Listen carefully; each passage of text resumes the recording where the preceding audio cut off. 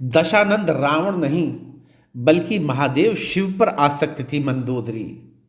लेकिन तब वह मंदोदरी नहीं बल्कि स्वर्ग की अति सुंदर और रूपवती गुणवान एक अप्सरा थी।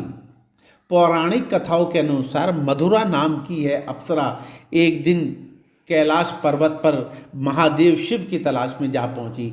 तलाशते तलाशते जब वह शिव के समीप पहुंची तो उसने देखा कि वहां पार्वती मौजूद नहीं है। उसने शिव को रिझाने का प्रयास शुरू कर दिया। कुछ समय बाद जब पार्वती वहां लौटी तो उन्होंने मधुरा के शरीर पर शिव की भस्म को देखा तो वह क्रोधित हो गई। पार्वती ने उसी समय मधुरा को श्राप दिया कि वो 12 साल तक मेंढकी बनी रहेगी और एक कुएं में उसका वास होगा। उसी समय कैलाश पर असुरराज मायासुर, जो बाद में दशानंद रावण के ससुर भी कहलाए, अपनी पत्नी के साथ संतान प्राप्ति के लिए तप कर रहे थे।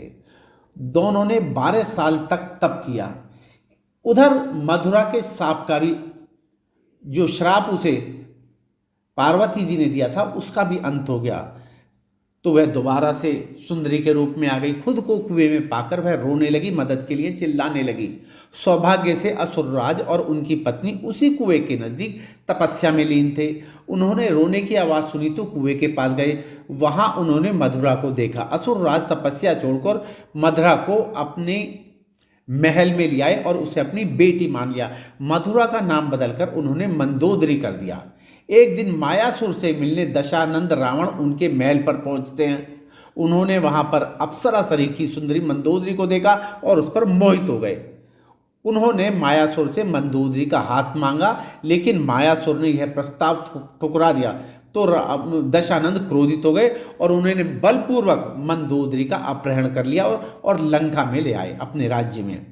दोनों राज्यों में इससे युद्ध की स्थिति बन गई। लेकिन मंदोदरी जानती थी कि रावण उसके पिता से ज़्यादा शक्तिशाली शासक है, इसलिए मंदोदरी ने रावण के साथ रहना स्वीकार कर लिया और अपने पिता को संदेश भिजवा दिया कि वह स्वेच्छा से रावण के साथ रह रही है। रावण के परिवार में 2 लोग, विभीषण और उसकी पटरानी मंदोदरी, सीता हरण के खिलाफ थे।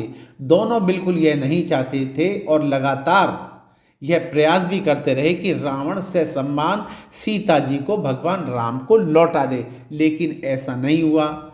राम और रावण का युद्ध होता है सीता जी को लेकर, उसमें रावण मारा जाता है। इसके बाद राम ने लंका का राजपाट उनके छोटे भाई विभीषण को सौंप दिया।